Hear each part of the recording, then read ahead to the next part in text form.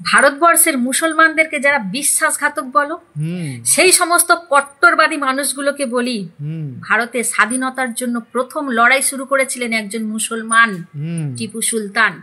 ভারতে কুতুব মিনার তৈরি করেছিলেন একজন মুসলমান, ভারতের চার মিনার তৈরি করেছিলেন একজন মুসলমান, লালকেল্লা তৈরি করেছিলেন একজন মুসলমান, ভারতকে পরমাণু বোমা দেন একজন মুসলমান, এপিজে আব্দুল কালাম। পৃথিবীর সপ্তম আশ্চর্যের আজুবার মধ্যে এক আশ্চর্য হলো তাজমহল, যেটা তৈরি করেছিলেন একজন মুসলমান, শাহজাহান। ভারতের জন্য জাতীয়তাবাদী দেশ প্রেমের তারানা সারে জাহাজ সে আচ্ছা হিন্দুস্তান হামারা লিখেছিলেন একজন মুসলমান কবি, মোহাম্মদ ইকবাল। তাহলে কিসের এত মুসলিম বিদ্বেষ? খারাপ লাগে তখনই যখন আমাদের হিন্দু ধর্মীয় কোনো মহিলা শুধু কিছু ভিউ পাওয়ার জন্য, শুধু কিছু একটু ফেমাস হওয়ার জন্য, শুধু কিছু ভিউজ পাওয়ার জন্য আমাদের ধর্মকে এইভাবে বিক্রি করে ভিডিও বানায়, আমাদের ধর্মকে এইভাবে ছোট করে ভিডিও বানায়। ঠিক এই রকম টাইপের কিছু জেহাদি মহিলা আছে যারা, আমার মনে হয় যে উনি বলছে ভারতবর্ষে এই করেছে মুসলমান, আমার মনে হচ্ছে ভারতবর্ষের মতন জায়গায় এই মহিলাকে জন্ম দিয়েছে, তিনিও একজন গর্বকরী মুসলমান, তিনিও একজন মুসলমান যিনি এই মহিলাকে জন্ম দিয়েছে। এটা আবার অনেকে রেগে যাবো না ভাই প্লিজ, আমি জানি এই ভিডিওটা কেউ না কেউ ওনার কাছে অব্দি আমাকে পৌঁছে দেবে।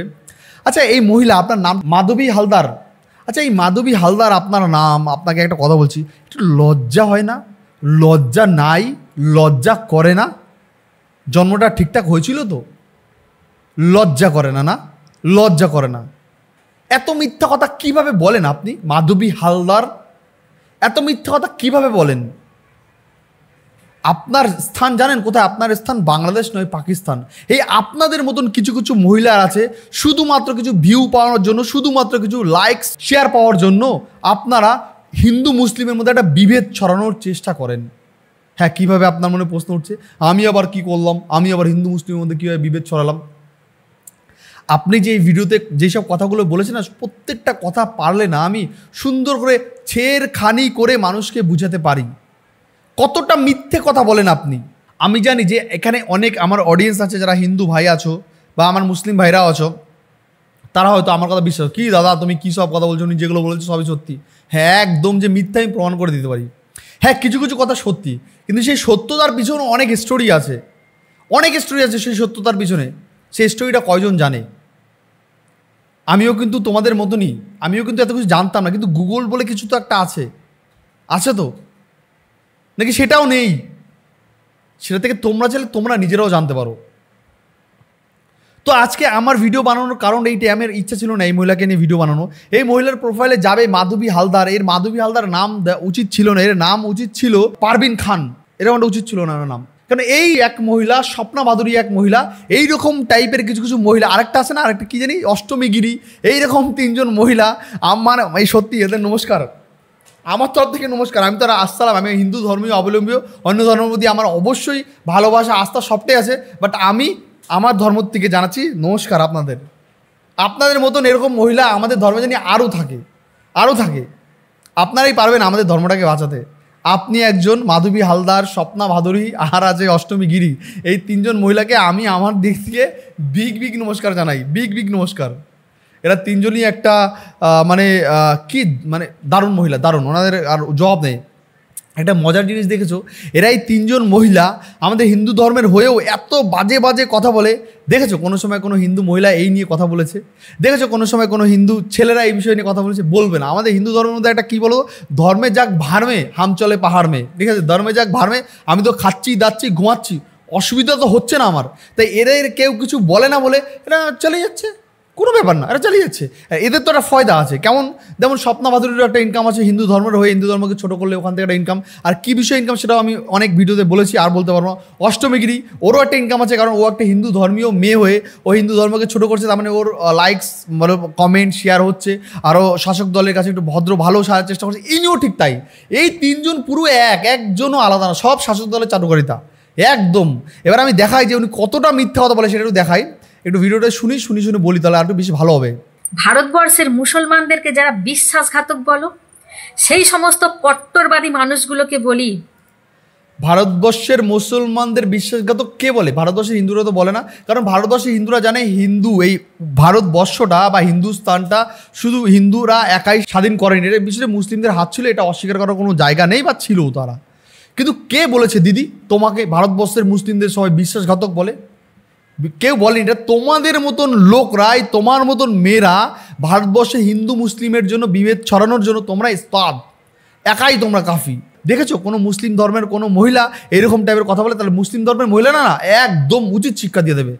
আমি অনেক ভিডিওতে দেখবে বলি আমি যে মুসলিম ধর্ম থেকে আমাদের ধর্ম অনেক কিছু শেখা দরকার, শেখা উচিত, অনেস্টলি উচিত। নাহলে এই স্বপ্না ভাদুরীর মতন মেয়ে, মাধবী হালদার এই মেয়েটা বা আরেকটা অষ্টমীগিরি, এরা এত বাজে বাজে কথা বলে আমাদের ধর্মকে নিয়েও, তারপরে এরা টিকে আছে, বিন্দাস ঘুরছে, খাচ্ছে দাচ্ছে, বিন্দাস, কেউ কিছু বলছে না। কারণ সব থেকে বড় কথা, এরাও জানে যে হিন্দুরা কখনো কিছু বলবে না, কেউ কিচ্ছু বলবে না, কারণ ওরা জানে খাচ্ছি তো, ঘুমাচ্ছি তো।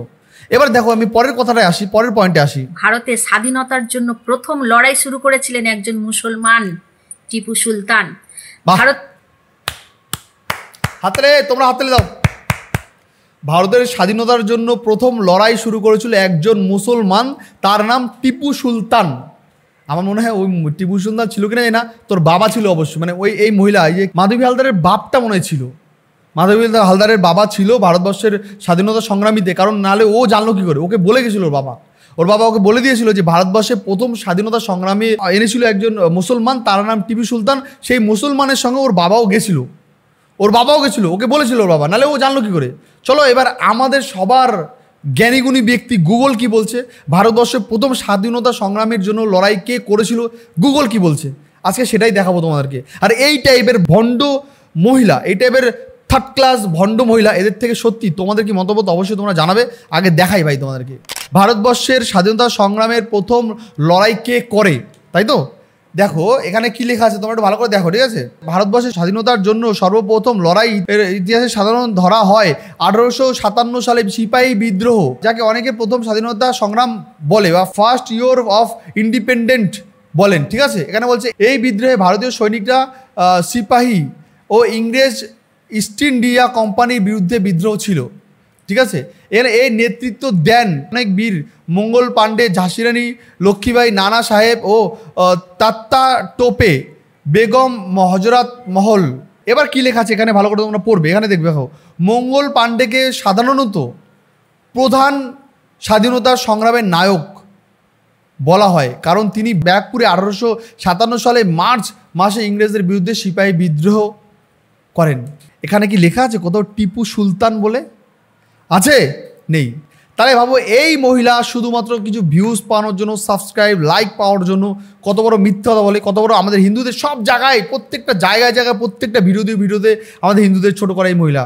কারণ জানে যে হিন্দুরা কোনোদিনও কিচ্ছু বলবে না, হিন্দু মেয়েরা, হিন্দু ছেলেরা বলবে না, কারণ হিন্দু মেয়েরা প্রেম করতে ব্যস্ত, ছেলেরা প্রেম করতে ব্যস্ত, সে সবাই এটা কিছু বলবে। কিন্তু মুসলিমরা বললাম না 3 বেলা নামাজ পড়ে, মসজিদে যায়। আমাদের হিন্দুদের মধ্যে কজন যায় ঠিকঠাকভাবে মন্দিরে? যায় না। আমি বলছি না যে মন্দিরে যাওয়াটা ইম্পর্টেন্ট হলো হিন্দু ধর্মকে কেউ তোমার পাশের বাড়ির লোক একটা বাজে কথা বলছে, তুমি সেটাকে নিয়ে কেন প্রোটেক্ট করবে না? ধর্মটা কি তোমার না? এইসব মহিলারা আমাদের ধর্ম নিয়ে কুরুচিকর মন্তব্য করবে, আবার এইসব মহিলাদের হয়েই কথা বলবে আমাদের ধর্মেরই খুব সুন্দর সুন্দর কিউট মহিলারা, লোকরা কথা বলবে, ভালো ভালো কথা বলবে। দিদি তুমি বিগ ফ্যান, আমি বিগ ফ্যান দিদি, আমি বিগ ফ্যান, তুমি কত সুন্দর কথা বলো দিদি, তুমি কত সুন্দর, তুমি মানুষের চোখ খুলে দিয়েছো, তুমি ধর্মবিদ্বেষ কথা বলো না, তুমি ভালো কথা বলো। এইসব মহিলারাও জানে, এখন এরা বুঝে গেছে, প্রথমে একটা দুটো ভিডিও বানাতে বুঝে গেছে যে কিচ্ছু হবে না, কেউ কিছু বলবেও না, আমি যা ইচ্ছা তাই বলবো, কেউ কিছু বলবে না। আর এতে কী বলে মুসলিম প্রেম বিধি, হিন্দু ধর্মের হয়ে ভিডিও বানাচ্ছে, আরও বেশি ভাইরাল হবে। আমি একটু হিন্দু শাখা সিঁদুর পরে ভিডিও বানাচ্ছি, হিন্দুদের বদনাম করছি, ধর্মকে বদনাম করছি, মুসলিমরা আমাকে খুব ভালোবাসবে। আমার মুসলিম ভাইরাও বোঝে এগুলো সব ধান্দাবাজি, তারপরে কি বলছে দেখো, এখানে এইটা দেখো কি বলছে।